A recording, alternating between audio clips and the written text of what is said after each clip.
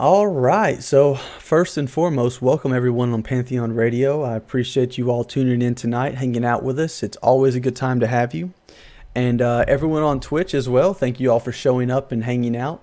Tonight's going to be a very relaxed night, very relaxed, chilled podcast. We had some extremely exciting announcements that happened today from VR.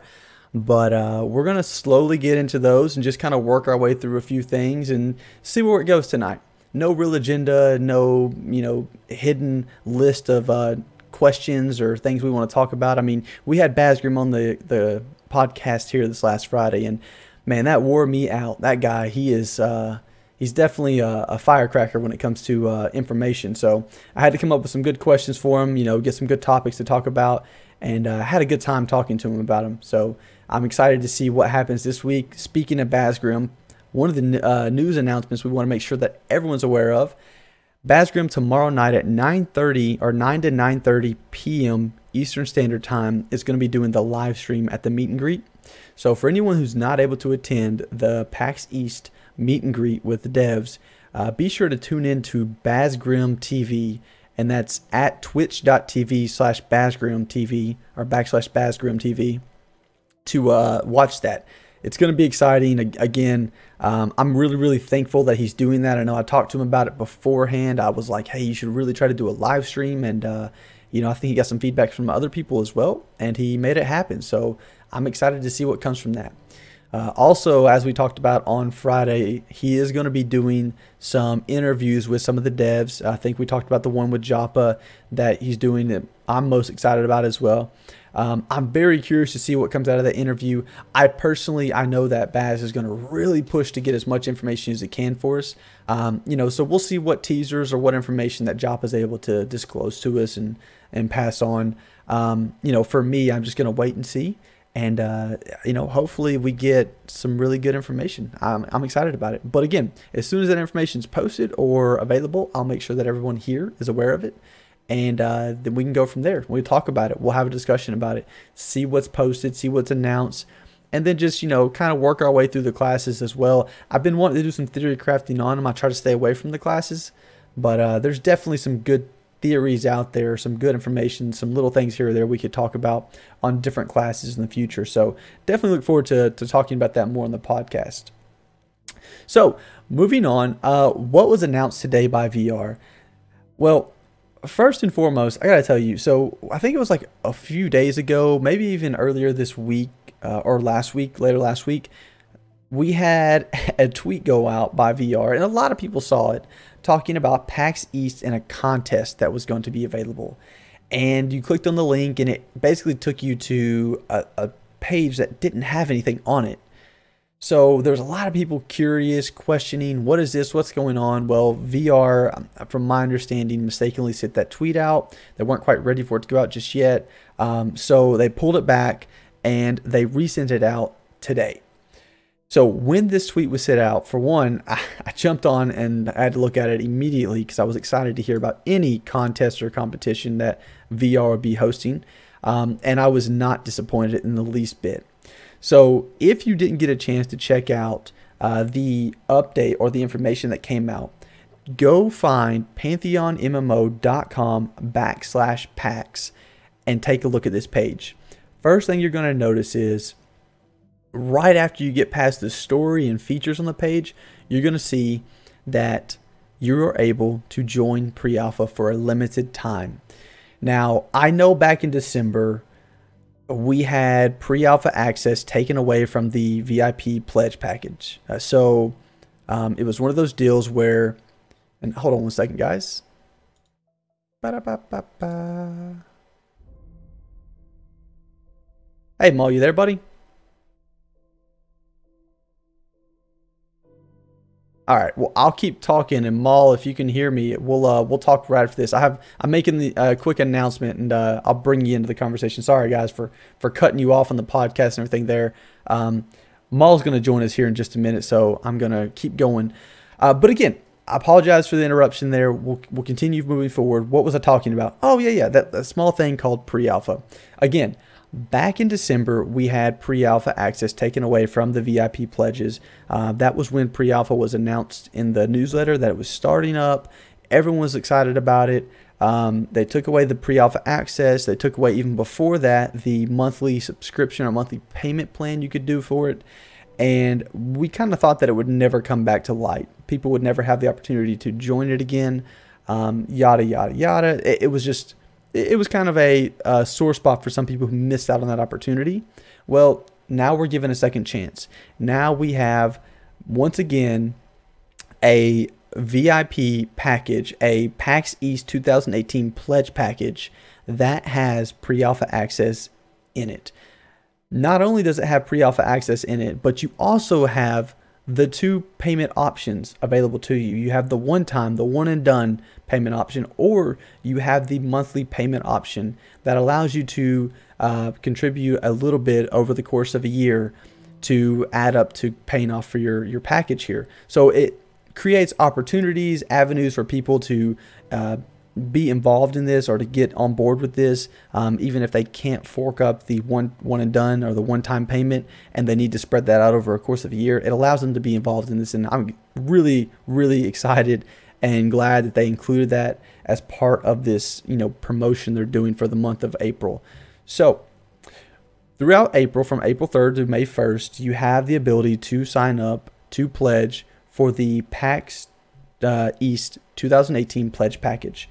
This includes, of course, pre-alpha access, alpha, beta, everything else that goes into what we would consider a tier 1 VIP package, or the Sun Hunter VIP package.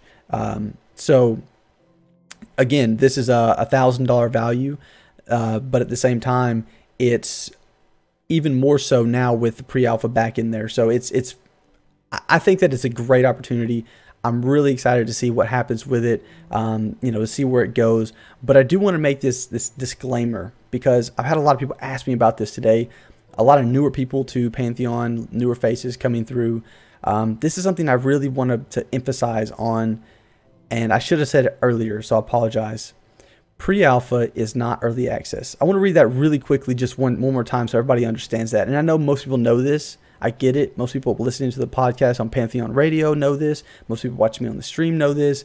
But there's going to be somebody that's watching the YouTube video or that might be in the stream that doesn't know this. And I want to make sure that this is very clear, because it's something that I've had a conversation with a few people already today about, and they didn't quite understand this. And I'm not sure how, but they just didn't quite understand this.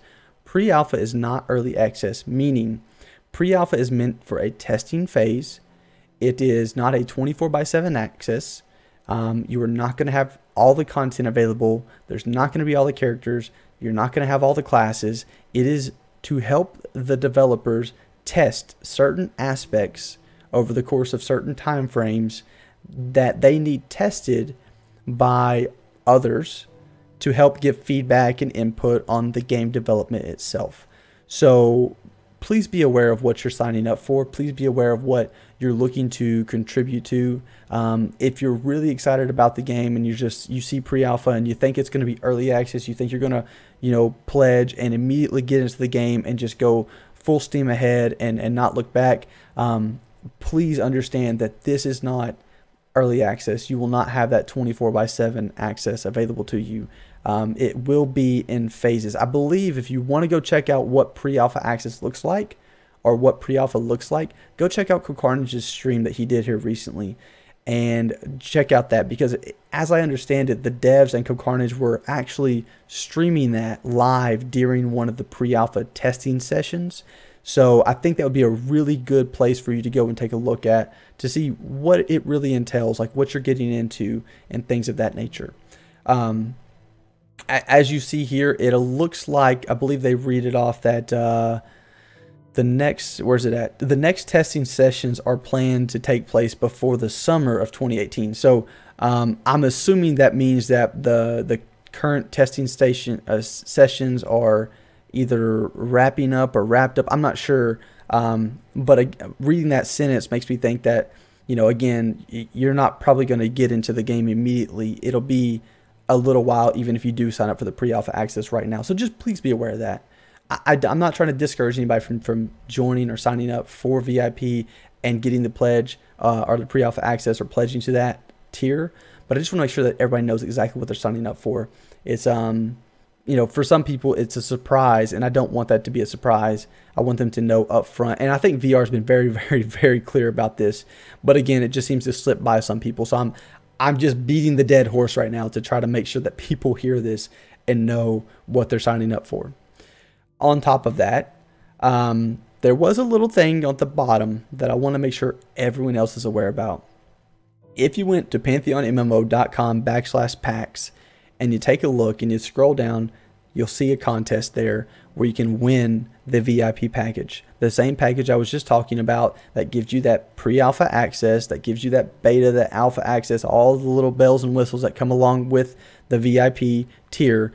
You can win one of these. One of five people, or up to 5 people potentially, will be winning one of these packages, which is awesome. I mean that's $5,000 worth of prize value right there in that. And I do want to make sure that everyone knows eligibility. It looks to be a US only contest. It looks to last only from April 3rd to April 8th is the contest period. So you have to sign up during that time frame. To enter, you're limited to 1 entry per person, per email, and per household during the contest period. So please be aware of that. I would hate to see somebody win such an amazing package, an opportunity here, and find out that they're disqualified because they didn't read through the contest rules.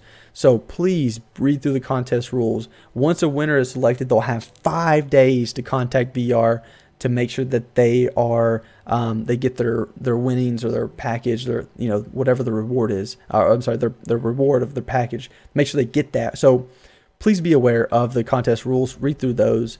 It's not very long, guys. Do yourself a favor. Just quickly read through those. You don't need to purchase anything to enter or anything like that. All you need to do is go up on this same page. There's the little link there. It says sign up for the newsletter. Type in your email, hit that subscribe button. It's going to send you a confirmation email, confirm that you signed up, and all you're doing is signing up for the monthly newsletter.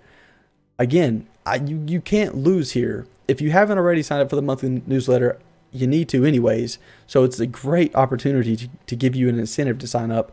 But on top of all of that, if you're signing up just for the newsletter, not the competition as well, do it. Please do it. The newsletter is going to come out every single month. Great content, great information, screenshots, interviews, more content, definition, details, all the major announcements that normally happen through those newsletters. And they also usually put some small things at the bottom of a newsletter that come through email that's not on or not as visible in other areas. It may be still on other areas, like the link to the RSVP for the meet and greet that's coming up tomorrow was on the last newsletter in March. A lot of people didn't see it. They overlooked it when they came to the actual website. But on the newsletter that you got via email, it had it right down there. It was boxed off. It was nice and pretty and big and bold. You didn't miss it. So, it's really great to see that come through your email, let you know the newsletter's out for one, but it also potentially can give you a little different view of the information and help you see what you need to see that's coming up and things like that. So highly recommend everybody sign up for the newsletter, regardless whether you're entering the contest or not. Great opportunity. I'm really excited about this and just looking forward to more information coming out from PAX East as we go through the rest of the week. So, on that note, let me see if I can switch gears here. Maul, buddy, are you on here?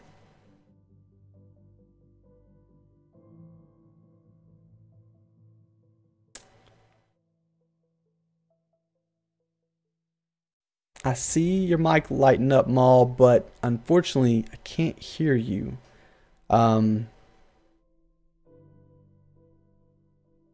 There's always a possibility that it's on my end, of course. So let me do this real quick. Let me close down Discord on my end and restart it.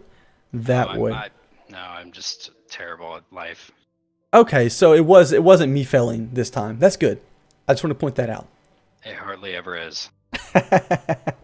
How you doing, buddy? Good. I'm glad to be back. All things considered, moving forward, things are looking good. Nice. Well, I know we've all missed you here, so I appreciate you finding a little time to jump on. I know you know everything's up in the air right now still, getting settled in hopefully, but Again, I appreciate you taking some time. I don't know if you've been able to follow Pantheon during all the stuff that's going on with you. I don't even know what you're talking about. Okay. I have kept up a bit. I know very little about the hype leading up to PAX. I unfortunately have not really had a lot of time to focus on that. Of course, of course. Yeah, I was telling the guys before you got here that tonight we're having a free night, a free discussion. I have no major plans for tonight. I didn't really have time to plan anything, but also this Wednesday kind of snuck up on me. I mean, wow, just this whole week has just flown by. So, for me right now, I'm just kind of winging it. I went over the PAX contest. I don't know if you got a chance to hear that. I did, yeah, but could you repeat the thing start to finish? Yeah, absolutely. So if you start from the top, you have what it no. But so I was looking at some of the features, and I mean, on the little PAX East, I guess you could say contest, they have at the top there to have some features that they highlighted, and involved in MMO evolved was one of them. Wow, if I can get words out of my mouth, that'd be helpful. And then we have contend with the environment, creative UI, AI, and the world tells us a story. So I was looking at these and I was like, well, let me go through these real quick and see if there's anything I can think of to talk about. We were talking about it the other day with the MMOs in general. I think I was talking to some of the guild mates and things like that, and we were talking about just like the difficulty, the terrain, travel, like all the different things that we're looking forward to in Pantheon. And one of the reasons we're talking about it is because a lot of us are playing the old EQ server right now, and we're getting around pretty well. I mean, to be fair, it's we got some like yourself that are already maxed out in level. We've got others that are stepping back to help people like me who are slower at leveling and not as good as the game, not as good at the game.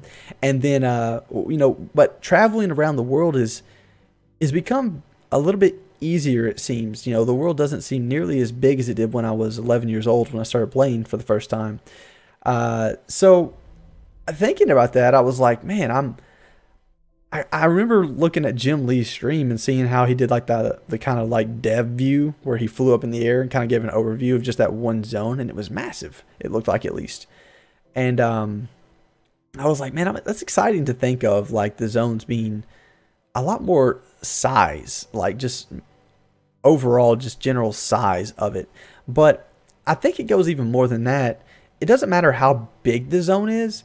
It has to be meaningful to get around the zone. Like, you have to actually worry or work at it or find ways, creative ways to get from place to place, because there may not be a safe passage. It may just be you have to take the risk and see how you can manage that. And I was thinking back to old like EQ days where, for example, I remember, I think I've told this story before. I was running on my Wood Elf Druid, and I'm running through this forest, and I can't remember what zone it is, but I remember coming over this hill, and there's this little like building. It's like a really, really tiny building.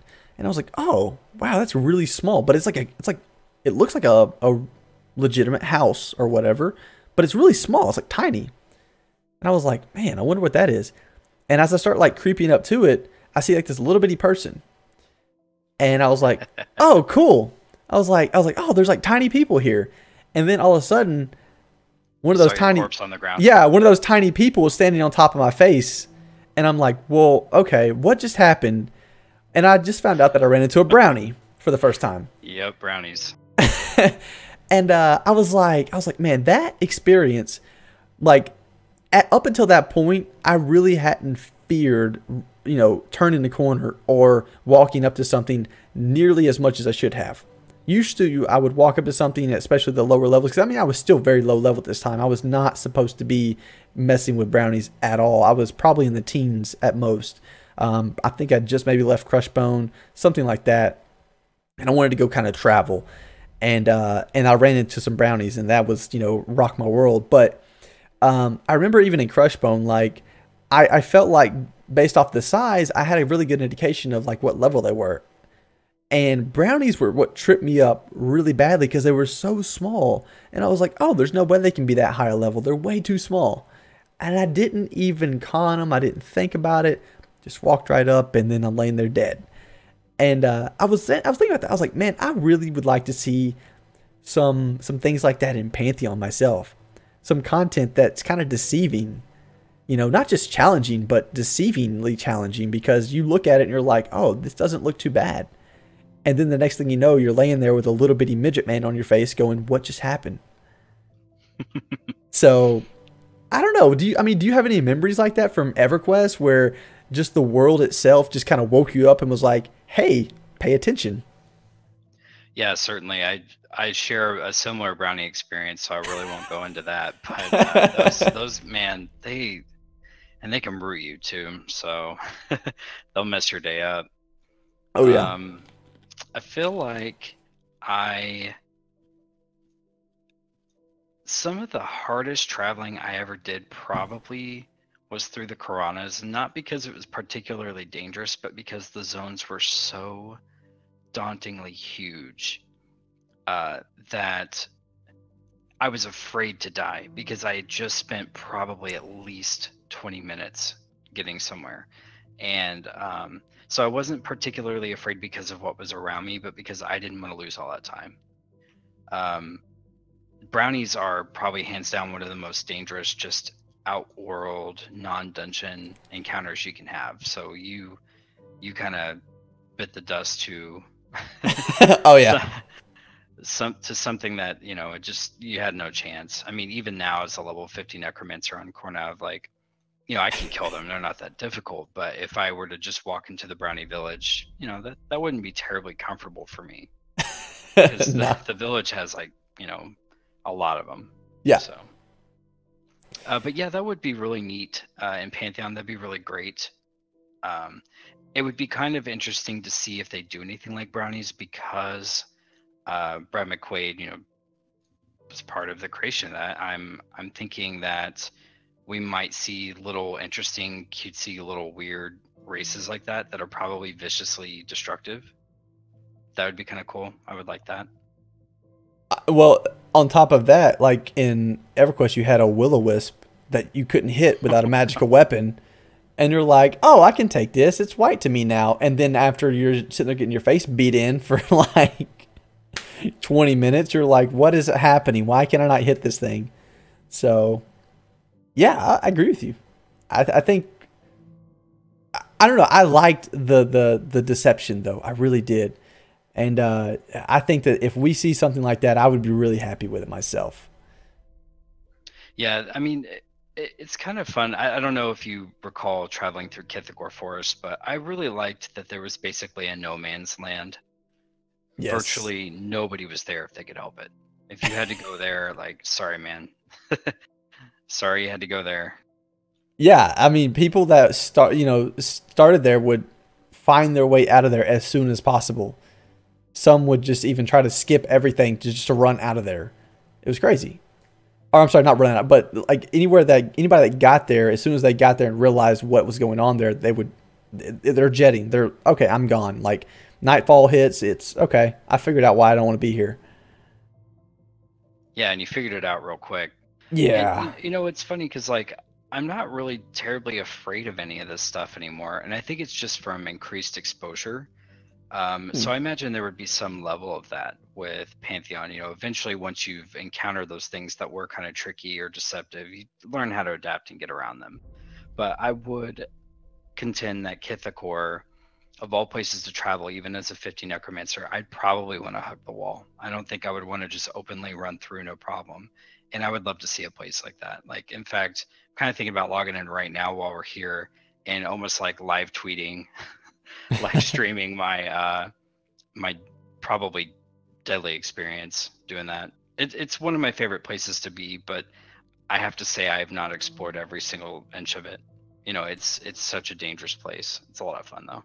No, that's a really good point. I'm glad that you brought that up. So I mean, two things that I'm hearing. One is the size of the zone. So again, I was talking about the size of the zone. Even if you have a massively big zone, it's not all that scary, but your time commitment getting through that said zone could be very meaningful to you. Not only that, I remember very, very, very well dying in the Karanas and having trouble finding my corpse. Like, I don't know about you, but it was because of the scale of it, the size of it. Like, you would get attacked by a mob. If you got attacked by a mob in the middle of it and you didn't have any sort of speed buff, you were just like, where can I go die that I know I can get back to or find? Because you're not going to run to the zone. It's just too far away. There's just no way you're going to make it there in time. But if you can find somewhere that you can memorize or see or, you know, actually remember, like, know where to, how to get back to, then you just, that's where you go to. At least I did. Yeah, and in no way am I being pessimistic or negative about Pantheon, but we are in an age where the MMO genre, it does demand some bit of modernization and accessibility. So I highly doubt that Pantheon would have an abundance or maybe even one zone that is just so egregious to get through. But I would, based on how all the other things that they want a more difficult classic experience that people can't solo through. I feel like we'll see what you're describing to some degree in Pantheon. Absolutely. And I think we're going to see what you're describing with the difficulty of the zone, like with, you know, any zone that I can think of that we could potentially be years down the road going. I still haven't explored all of that because, man, it's just scary. Like, that would be a great zone in my opinion. I think that would be like the highlight zone for me because I would love to be the guy that's just sitting in there trying to maneuver myself around in and out of these, you know, crazy difficult mobs, and not only that potentially, but just the sheer volume of them. You might not see them all the time. They might just come out of nowhere. I mean, that might be that one zone you're like, yeah, I need to find a buddy. Like, I'm max level, I've got good gear, but I don't care. I need to find a buddy if I'm going in there. And it's not even a raid zone. It's just it's a zone, you know, something like that. So what you're saying, the best type of zone is the one you can't even travel in? I'm saying the best type of zone is the one that I fear traveling in, like the one that I dread going through. You know, so for me, I personally would love a zone, like any zone, to where let's say I come in as an ogre, and let's say that you come in as a dark mirror, and let's say that there's a zone on Rainfall that's between the two of us, and that zone is basically just impassable. Like, getting through there is a nightmare for it's just brownies it's everywhere. just brown. It's a brownie city of just nightmares. So again, it's like you're thinking through you're like, okay, look, me and you, we're just gonna have to do our separate things for a while and then find a way to work around that zone, because going through the zone is never gonna work. Or I'm just gonna put all my stuff. Well, I mean, you couldn't even do a bank potentially, because that's gonna be localized. So it's not like you can throw it all into a bank. Your best bet might be just saying, okay, now that I know what the zone is, I'm just going to have to, at level 1, just go, okay, I'm just going to have to take the risk and try to make it. Is it going to be impossible? Probably. But that's your best bet. Like, a zone like that, in my mind, really puts some thought into the players and what they're doing and stuff like that. It's just, again, that excites me. I think that something like that, something so daring, so yet tempting to conquer, but yet just so difficult that it draws you in. Like, that would draw me in, because if I died in that zone that was just stupidly difficult, the first thing I did once I got to appropriate level, and got to where I had some buddies at that level, first thing I'm doing is saying, let's go to that zone. I got some business to take care of. I got something to handle in that zone. I'm going to kill every brownie in said village forever. So again, I don't know. I like the idea of that. Yeah, I do too. I think that would be fun, and you and I could go tear up a zone like that until our eyes bleed. Absolutely. It just kind of made me think and realize that I think what has been missing in MMOs for me is that the content and the difficulty and the challenge has been taken away from general zones and travel and put into instances and raids to give you kind of like a carrot on the stick, something to get if you go do that, instead of making the world more alive and more deadly to be in.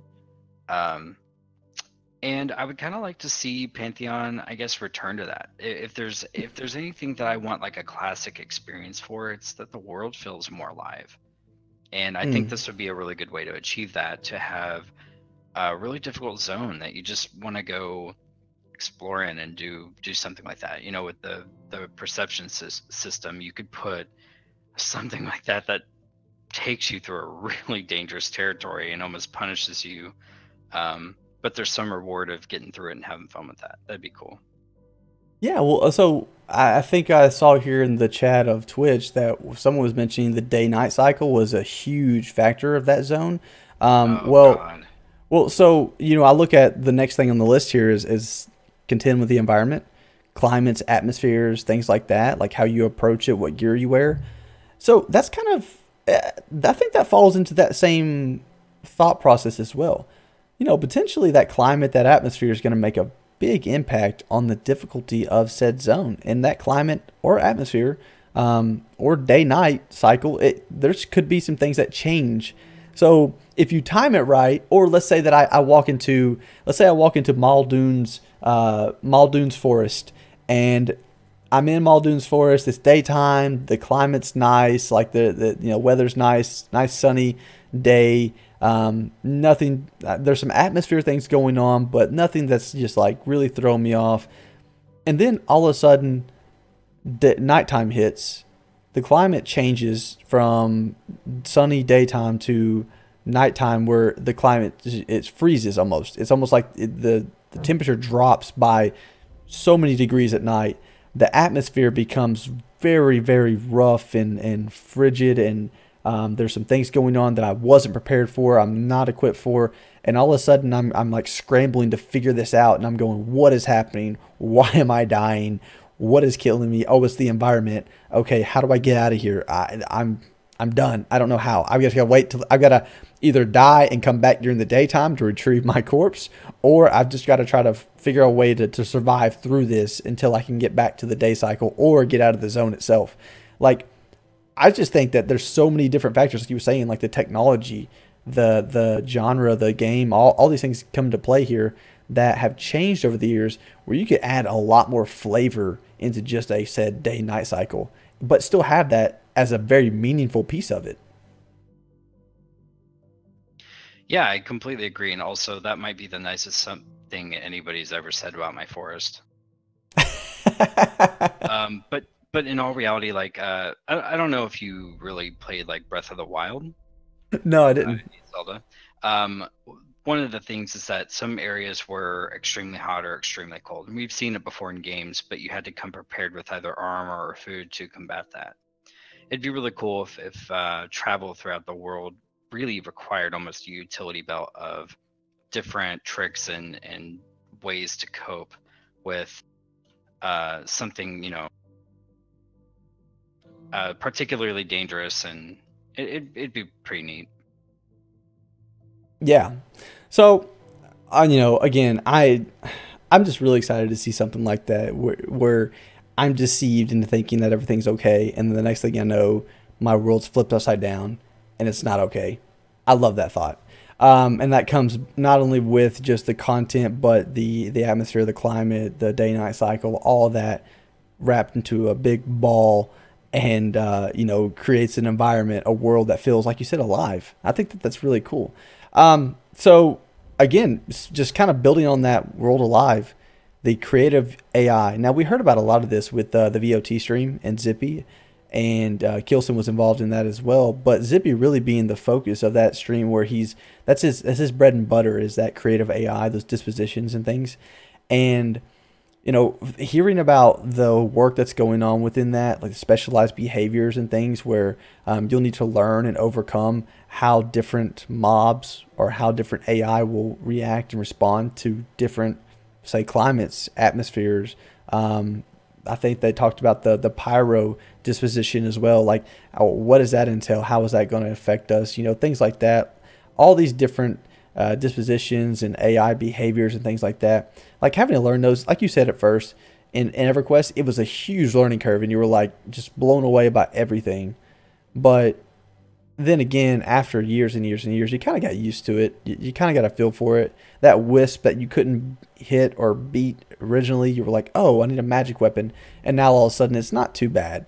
You know, I think that we'll get to that point eventually where we start to kind of learn and adapt and overcome those potential pieces of that puzzle.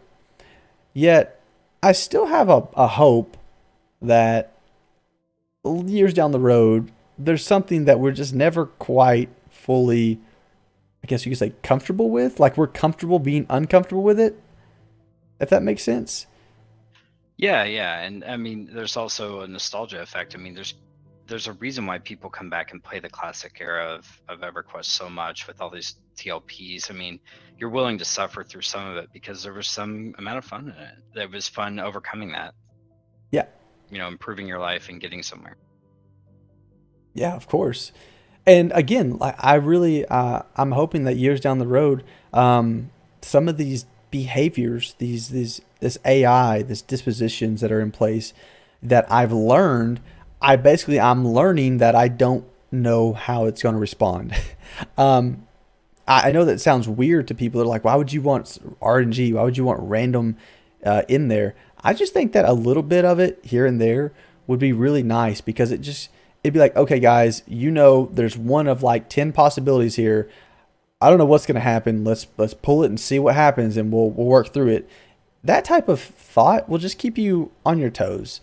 And I know eventually you're going to know all 10 of those possibilities, those possible outcomes, and you're pretty much prepared for it. But you're going into it with the engagement of it's one of 10 different possibilities, and I may have to react or respond or, you know, do something differently based off of each one of those, whether it be slightly differently or actually a major difference.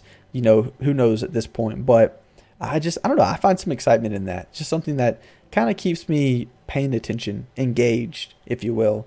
And I think that that's a really good opportunity. From what I've heard, that's really what they're looking to do as well. Like, they're really trying to find a way to make sure that you're engaged in the content, keeping your eyes peeled and open the whole time to pay attention to those cues, those keys, those things that happen, how they behave, how they react, how you need to react, and so on and so forth. So I'm excited about that stuff.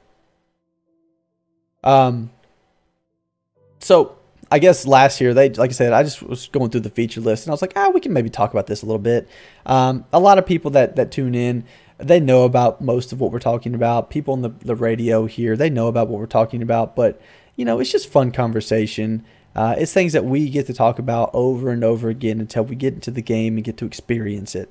And experiencing it versus talking about it is so much better. Of course, we know this just as well as you do, but for now, we'll continue to talk about it and have a good time with it because why not? But again, the world tells a story, like you were talking about that perception system potentially. Those secrets, those stories in the environment itself, those paths or quests that lead you down certain, you know, alleyways or caves or whatever it may or may not be, that may lead you into some very, very difficult situations. I love that. And I love that from what I've seen so far. I love the thought that Pantheon's not giving us the full story up front. They're not telling us what the end of it's going to be like. They're not telling us what the beginning of it was like exactly. They've given us some information. They've given us enough to be curious about the lore and the story of Terminus and the races and, you know, things of that nature. They've given us information, but just enough to get us curious and hungry for more, in my opinion. And I actually like that. I'm really, really glad that they've gone that route and they put the rest of the story in the game for those who choose to figure it out and to go explore it and find all the pieces of that story and put them together. I'm actually excited about that. I think in the Jim Lee stream, we saw that they walked up to like a stone face, and just thinking of walking through a terrain and seeing like just in a random bit of woods, seeing something that's sculpted like that. I don't know. I think that there could be something more to that. And I would like to be able to find it out. Well, with what I understand the perception system to be, that'll be a way in which I could potentially find what that stone is, or find out a little bit more about it, maybe where it came from, what it was originally attached to. Was it just laying here on the ground, or was it attached to a giant statue at one point? And due to some worldly, from some world event or some, godly fight, some epic fight of some dragon, it was kicked off from like 3 zones away and it landed here, something like that. Like, I don't know, but I find interest in that. I think that's a really neat way of sharing the story of Terminus and Pantheon without just putting it all in a giant book and saying, hey, enjoy the read. Yeah, exactly. Sometimes I like that though. But I think that there's a lot to say about a game that if you have that inquisitive mind and you want to seek it out yourself, that they're going to have so many different ways to do that. One of the things I don't, kind of unrelated, one of the things I don't like about Elder Scrolls or Skyrim or a game like Dragon Age is that a lot of the lore is supposed to just be read from books that you find out in the world, and they are just random books in weird locations and they have no reason to be there. And that was probably my least favorite way to kind of learn about the world. I know a lot of people will disagree with that. I'm looking forward to seeing how the perception system is going to tell the story of a place. You walk into a cave and the cave just it looks green and it's glowing, and there's no explanation without going through the perception system. It can tell you what happened. That would be so cool. Just stuff like that, and how it could be connected to this and that.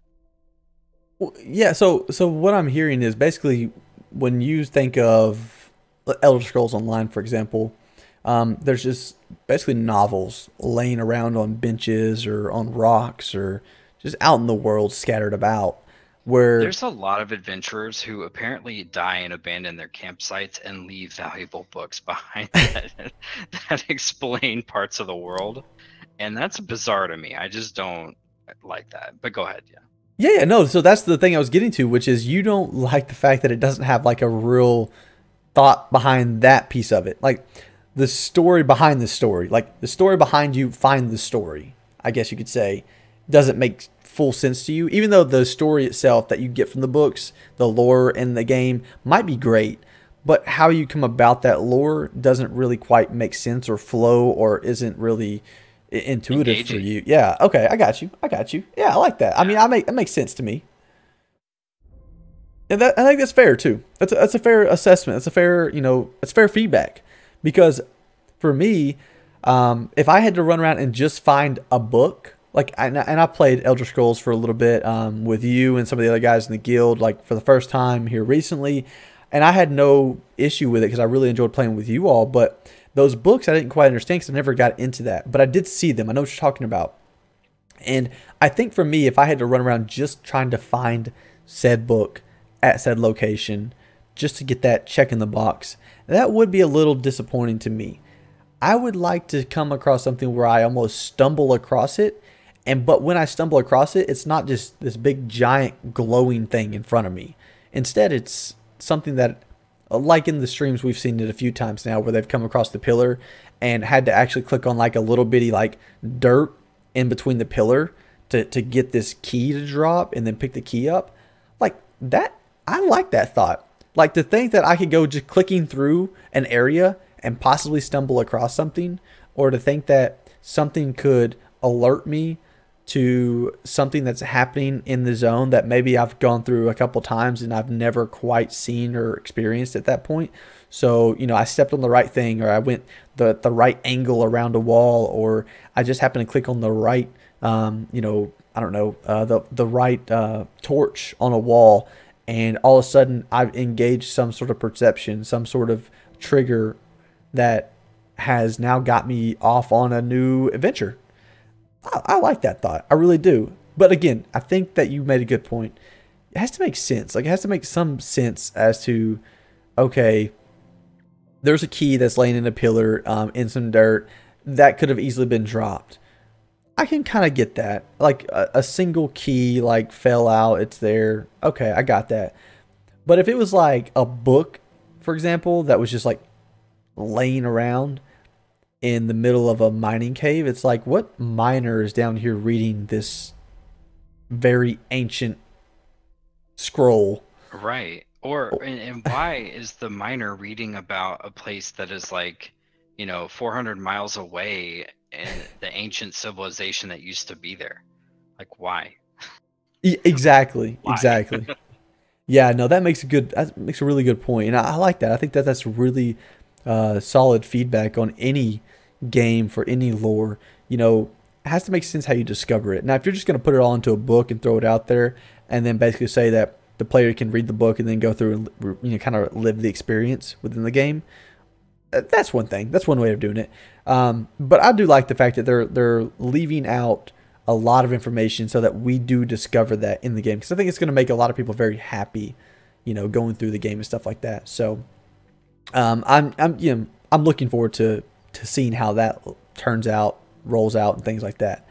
Um, Where I might accept going to find a book to get certain information is if they have a Kithakor forest where I have to risk life and limb to go get a book about some ancient civilization. That would be ooh. fine. But like, if I can go to a zone and there's like 10 different camps that are all identical with books in them, I'm out. Like, I'm not. Well, okay, so let's think you have to go to Kithcore Forest, and it's a hut. We'll say it's a hut. It's like a At little, a Pizza Hut, yeah, a Pizza Hut, of course. I mean, who wouldn't have pizza in Kithcore Forest? I mean, at right? night But especially, there is I'm a I'm Muldoon ordering Forest, out. just to let everyone know. But yeah, at night I'm ordering a delivery because I'm not getting out of the hut. So, anyways, let's say yeah, there's like it have to be. I don't think you could just like. I mean, maybe you could. Maybe you could like throw a book on the side of a path. So maybe it's like the thought process behind it is there's somebody was traveling down that road during the day, nighttime hit, and all hell just broke loose. They're running for their lives and they're dropping valuables as they're running, and then they're too scared to go back and get them. Like I can kind of follow that along, things like that. Or maybe there's a brownie village and the brownies have stolen all the good books to make beds out of. So you have to go destroy the brownies in Muldoon Forest to take back the books that are now beds or houses that the brownies have used.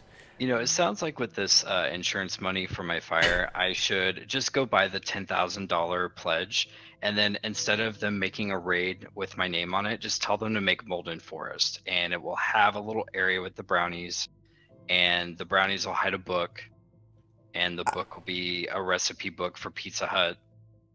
I think we're onto something. Like we've unintentionally built probably the most epic lore that will exist in Pantheon. I mean, yeah, it's I think Justin's gonna have to pencil that one in on the writing that he does here soon. I'm not sure how Pizza Hut's gonna really. Maybe they put like a different Z or something in there. I don't know. Maybe they spell it a little differently. Yeah, we'll have to make sure that he gets on that. Yeah, no, I'm having fun tonight, just joking around. But I don't really have anything else to talk about. Like I said, I'm just kind of going through some stuff and just hanging out and P Peetza. Yes, that could work. That could work. um, but no, I definitely think that you should take all of the money and stuff that you need for food, clothing, and stuff like that, and spend it on the package to make sure that a Muldoon Forest Yeah, is it's there. definitely going to Pantheon for sure. Makes complete sense. But with that being said, is there anything else? We're coming up on time, so is there anything else that you had on your mind? I know you've been just swamped, man. I'm so glad to have you back. It's been just a blast just sitting here talking to you again. I can't wait to have you full time on the show again and hanging out with us on a bi-weekly basis going forward. Anything you got to share with the crowd here? No, not really. I know I just made an off-color joke about my fire, but the thing is, like, everybody made it out alive. Life's moving forward. I'll replace those things, and life's gonna be good. So I hope I don't offend anybody with that. I'm really glad to be back with the show. It was a pleasure to be here and just talk about something other than insurance and replacing my life. It's been a good time. I'm glad you had me again. Yeah, man. Yeah, and I'm glad that, and I know that the community helped out a little bit, and I'm glad. I just want to say it again, guys. Thank y'all so much for helping contribute and helping out.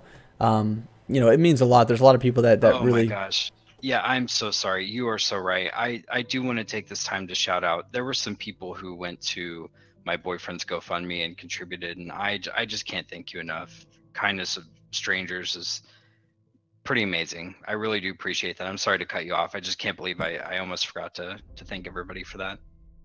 No, no, absolutely. Yeah, cut me off anytime. I don't mind. No, but again, yeah, I'm really. I was excited myself, and I know that it was for you, but I was excited to see the community step up and help out, especially some that don't know you. I mean, and that was really really nice to see. Any small a little amount that was given, definitely it was very encouraging, and I hope that you and your boyfriend as well, Maul, had were able to get what you needed. It sounded like you did, and I'm thankful for that. So again, if there's anything else we can help with, let us know. I'm glad to have you back. Period. So I know most people are as well. Yeah, thanks a lot. And I probably sound kind of weird tonight. I'm on a headset, but I'll be getting my mic and camera set up, and we'll get back to the streaming portion of things on Twitch here. It'll be all Absolutely. good. I don't know if you obviously you didn't catch that, which I get it because I kind of slid it in there. Most people were excited to have you back. There was Az in here, which I can't speak for him. It's one of those guys that you just it is what it is, man. But Typically disgruntled in general. Speaking of Az, I didn't mention him in the news earlier. So guys, I know Az dropped a new video for us. As always, is continuing to drop these videos. So make sure you go check out his channel. That's Az TV on YouTube. There's been some other content that's been out there and been posted. I'll continue to try to update everyone on content as it comes out. So it's one of those deals where as it comes out, we'll try to make sure everybody's aware of it. As Muldoon gets back and gets settled in here, we'll get him up to speed on what all's been going on, what all's been said, and make sure that he doesn't miss out on anything as well. And I'm looking forward to having him back here a full time, just having a good conversation with us. It's so much easier to sit here and talk to somebody like Maul about stuff and just have like some creative theory crafting ideas go back and forth. It's always nice, to just have the conversations. And then on top of all of that, last but not least, again, I just want to remind everybody, tomorrow at 9 p.m. Eastern Standard Time, Basgrim on Basgrim TV. That's at twitch.tv/Basgrim TV. He's going to be doing his live stream during the meet and greet with the Pantheon guys and all the fans that are going to be at the bar. At the, I think it's actually called like a tavern, if I'm not mistaken. It's a bar. Anyways, they're going to be having a good time there, and he's going to be doing a live, broadcast for about 30 minutes. So about 9 p.m. Eastern Standard Time to 9:30, they'll have the live broadcast. And if you can, tune in for that. It should be a good time. I believe he's going to try to get one or two of the devs to sneak over and say a few things. And then, of course, I know Baz is going to be sitting down with some interviews during the weekend, so we'll let everybody know when those come out. And then any other information from PAX that comes out, we'll try our best to make sure that things are broadcast and shared. If you haven't already, please you find your way over to my Twitch at Saicred TV and follow me. I'll reshare or share anything that I find. I'll try to do the best I can and make sure that everyone's aware. And if I don't do it on Twitter, I'll make sure, you better believe, I will make sure we talk about it come this Friday right here at 10:30 to 11:30 p.m. on the podcast, live on pantheonradio.com. If you're not at home or you're out doing something, you want to listen into the podcast, feel free to download the app for pantheonradio.com. These guys are doing an amazing job, and check that out. Again, you can listen to the podcast, not only mine and Maul's here, but VOT does some. We have other people that are doing podcasts and doing some content. We have a lot of great video or music that's on there all the time. They do a phenomenal job with the spoof commercials and so on and so forth. I mean, all in all, they're just doing a really great job. The iOS got an update this week, and the Android is going to be getting an update soon. So really, really cool to see them progressing and continuing to build out the apps for Pantheon Radio. So again, if you want to listen to us on Friday night, you're out with your friends or something like that, you want to just tune in, put it on your headset or something like that, download Pantheon Radio app. That's either from the iOS store or Android, and check that out. But again, it's one of those deals where we had a good, successful night. I'm excited about it. We'll look forward to what comes tomorrow with the start of PAX East, and we'll continue to try to keep everybody updated. We'll be back live here, 10:30 p.m.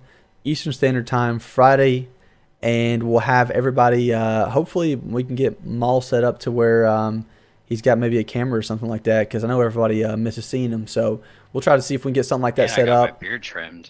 Oh, okay. All right, now we got to have it set up, guys.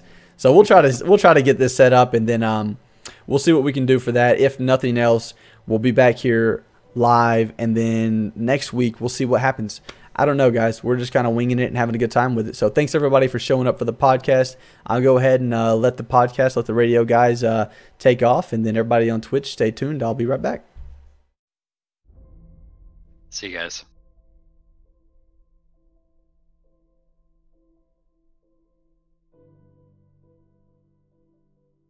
All right.